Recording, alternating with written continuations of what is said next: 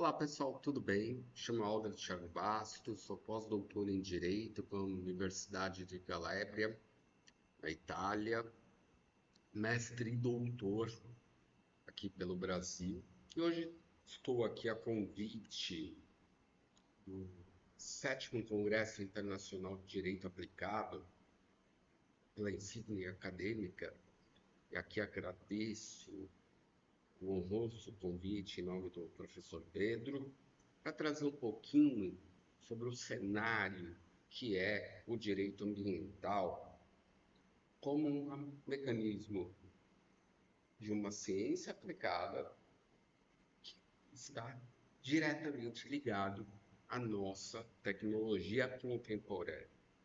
Olha que interessante. Quando eu falo de meio ambiente digital, eu preciso compreender, em primeiro lugar, que o meio ambiente digital ele surge da existência de duas tecnologias principais. A primeira, computacional, que tem pela sua função primordial um alto armazenamento de dados e o seu processamento de forma muito dinâmica, exponencialmente muito maior do que nós, seres humanos, podemos processar. E, em decorrência disso, temos também a internet como meio, como uma ferramenta que liga esse ambiente aos nossos computadores. Então eu brinco de uma forma muito objetiva que o computador é o carro, a internet é o combustível, e eles estão intimamente interligados entre si. Quando eu falo do meio ambiente digital, quando eu penso no meio ambiente digital, eu preciso compreender que o meio ambiente digital ele surge da ideia primordial de uma tecnologia vigente, mais que isso, de uma tecnologia que adentrou a sociedade contemporânea. Quando eu falo dessa ambiência, eu preciso compreender que ela tomou forma a partir do momento em que essa tecnologia chega ao mercado de consumo. A internet, ela inicialmente ela foi trabalhada por uma ideia de beligerância, de guerra, de uma forma remota de identificar e corresponder-se com seus aliados num campo de guerra. O computador, por sua vez, ele foi uma tecnologia pensada para alto processamento e alto armazenamento de dados. Em alto processamento e alto armazenamento de dados. Então, quando eu penso nessas duas situações conjuntas, a gente precisa compreender que a internet e o computador andam lado a lado. E somente foi possível a gente ter acesso a essa tecnologia quando houve abertura de mercado, que vem muito a calhar com a ideia do direito aplicado, que é proposto pelo SIDA. Afinal de contas, através da internet que nós conhecemos contemporaneamente, através da ambiência digital que nós somos onipresentes no nosso dia a dia, passamos a compor uma gama da sociedade que é, sem dúvida, inteiramente alinhada e subsiste no mundo real, carne e osso, mas também no mundo digital, através das redes sociais, através de mecanismos ímpares de coligação, de audiências digitais hoje em dia, ideias de metaverso, de inteligência artificial, e tudo isso se incorpora como um mecanismo, de novo,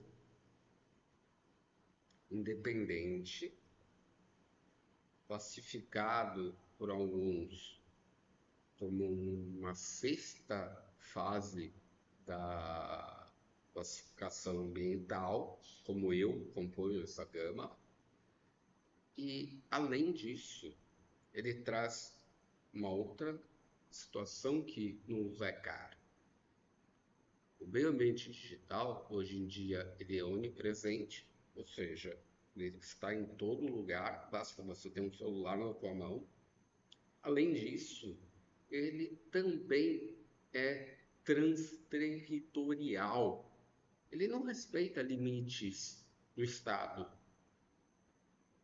Ele é um local global, em que todos podem fazer tudo dentro daquilo que a internet e a ambiência digital permite. E aí é o grande ponto. Nós temos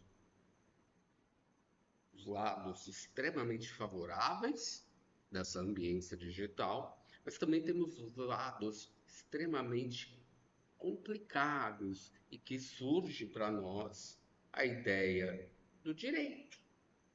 Vejam, quando eu falo em ambiente digital, eu posso fazer tudo o que eu quero? A gente sabe que não. A gente sabe que temos que ter certos cuidados, que não podemos falar o que queremos, o que pensamos, temos que ter polidez dentro do ambiente digital. Por exemplo, numa cena que eu vi nessa semana, enquanto eu estava aqui gravando, uma pessoa participando de uma audiência acabou indo ao toalete nessa audiência e simplesmente colocou sua genitália para fora e foi urinar com juíza presente, com partes presentes, que é algo inaceitável. Então, esses cuidados dentro da internet é importante a gente ter, porque ela não restringe a nós. Não é uma conversa entre mim e vocês. Ela se torna algo global. E, pasmem, uma viralização, ela demora no máximo 5 segundos para ocorrer. Então, pensando nesse ponto, o ambiente digital ele clama do direito uma regularização, uma normatização. E aí a gente tem algumas situações peculiares dentro do Brasil. Por exemplo, a Lei Carolina Dickmann, que buscou responsabilizar criminalmente aquele que utiliza conteúdos de outrem, seja a forma que for a sua obtenção. A gente tem a LGPD, que é a Lei Geral de Proteção de Dados, que é uma legislação pensada como mecanismo de controle consumerista de dados, e aqui eu faço uma paráfrase à ideia do professor Thomas Kefas.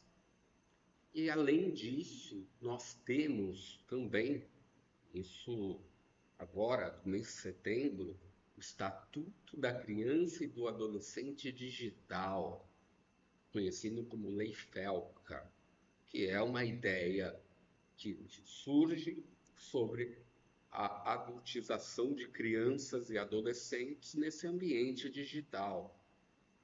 Mas, olha que interessante, essa legislação pode ser a melhor do mundo, mas ela só vai valer no Brasil. Eu ainda clamo, dentro das regras de direito internacional, a soft law, que é uma legislação, entre aspas, que na verdade não é uma legislação, é uma normatização ética, é um compromisso assumido sem força vinculativa, sem força coercitiva, e eu tenho a hard law, que são as normas com sanções que dependem da adesão de cada estado àquela determinada norma. E dentro da internet, nós temos, como norma hard law, apenas então somente a Convenção de Budapeste contra crimes cibernéticos. E ainda não temos um cenário de regulamentação da internet como um todo. Inclusive, uma proposta muito bem analisada em 2015 pelo professor Daniel Freire Almeida. Então, a gente começa a criar uns cenários dentro do ambiente digital, o dever ser. Eu sempre brinco, quando eu estou dando aula disso, ou de qualquer outra matéria, ali das grades regulares da graduação, eu capitaneio mais o direito civil em si. Dever ser é o mundo ideal, é o sonho, é o que a gente objetiva alcançar. Mas nós somos feitos do ser, do dos atos consequentes ou também inconsequentes, que por vezes fazemos dentro das nossas respectivas casas, dentro das nossas faculdades, trabalho, lazer, e também na internet, sob a ideia, sobre uma premissa já meio que ultrapassada de que a internet é terra de ninguém. Então, você trazendo todo esse cenário do meio ambiente digital, você começa a pensar onde eu preciso regulamentar, onde eu preciso regulamentar, bem como que forma eu vou utilizar para regulamentar tais cenários. Por exemplo, eu vou regulamentar a partir de hoje alguma situação dentro da internet no território brasileiro. Que legal, é muito fantástico. Mas, no Brasil, aquela norma vai vigir. E fora? Como que a gente vai aplicar? Eu vou um pouquinho além. Como fica a situação daqueles conteúdos produzidos no Brasil e armazenados fora do Brasil? Como responder, por exemplo, a LGPD? Como eu consigo criminalizar atos dentro da internet de países que não têm acordo com o Brasil?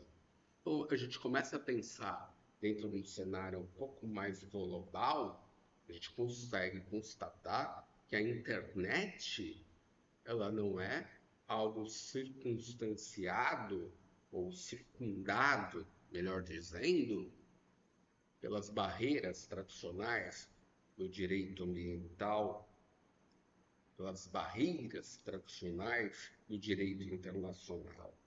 Ele vai mais além, ele não tem uma fronteira estatal.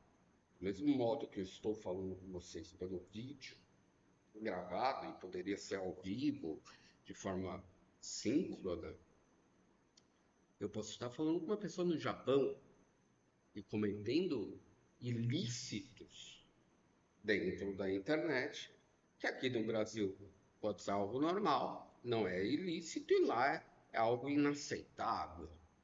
Então, e olha que interessante, gente, essa tecnologia não para em si.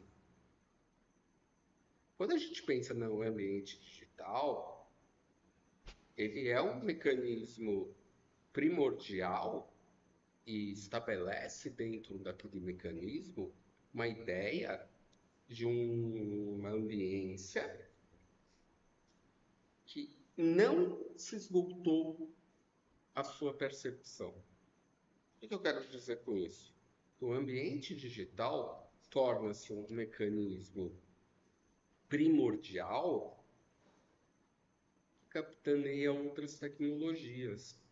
Mais recentemente, agora, a gente tem visto dentro dos nossos mecanismos legislativos a ideia de termos uma regulamentação da inteligência artificial. E eu penso que a inteligência artificial ela não tem volta, gente. Não vai voltar a não existir a inteligência artificial. Ninguém vai deixar de utilizar a inteligência artificial.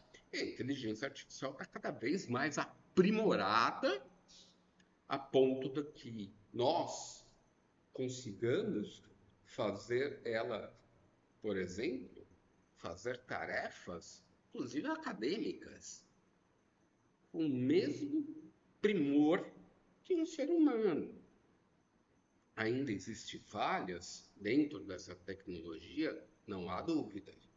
Ainda ela precisa evoluir, também não há dúvida, mas ela está evoluindo. Antes a gente tinha uma inteligência artificial mais restrita, ela fazia aquela situação de gerar conteúdo, mas de uma forma muito deficiente, ainda inventando conteúdos, inventando situações, enquanto a inteligência artificial atual, ela estabelece algo muito mais amplo, algo muito mais objetivo. Além disso, ela vai muito mais além do que uma inteligência propriamente dita.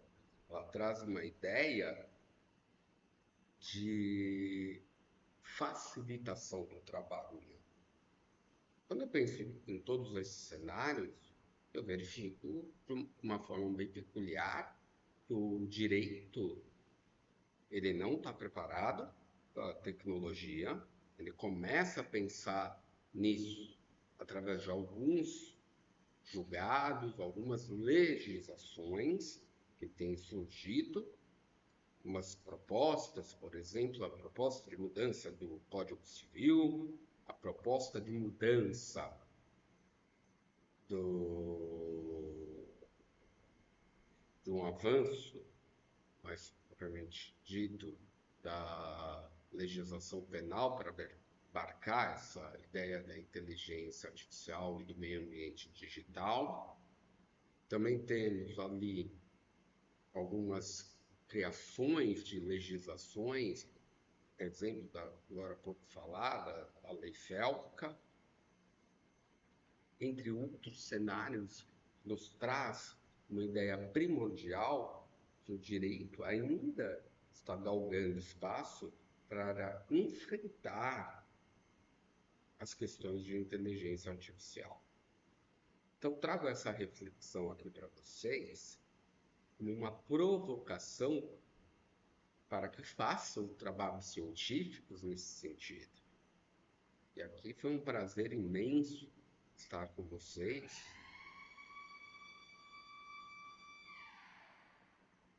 E aqui foi um prazer imenso estar com vocês.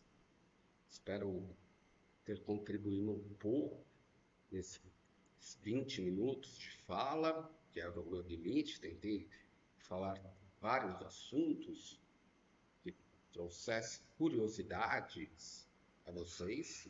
E me coloco à disposição pelos canais oficiais, pelo Instagram, para quem quiser me achar, Alder Thiago Bastos, ou ATB Thiago Bastos, ou Prof.